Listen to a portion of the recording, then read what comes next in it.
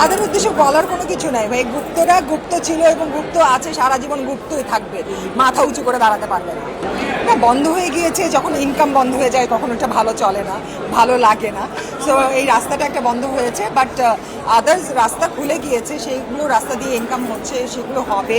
So কাজ করবো, অন্য অন্য কাজ চলতে থাকবে, এই তো আশা। মানে কখনো কোনো একটা দরজা বন্ধ হয়ে গেলে আমি মারিয়াটা চিন্তা করি না যে আমার দরজা বন্ধ হয়ে গেছে, আমি সাথে সাথে আমার ডানে বামে তাকিয়ে দেখি যে কোন দরজাটা খোলা আছে, তবে তাকিয়েছি এবং আমার দরজা খোলা পেয়েছে, আমি বেরিয়েছি।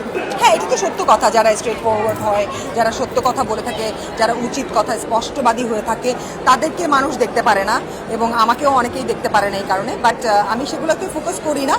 আমাকে এই বিষয়ের কারণে অনেক মানুষ ভালোবাসে, আমার এই স্পষ্টবাদিতার কারণে, আমার এই সততার কারণে অনেক মানুষ আমাকে ভালোবাসে। তো আমি সেটাকে ফোকাস করি এবং তাদেরকে অ্যাপ্রিসিয়েট করি এবং তাদের সবাইকে শুভবার্তা।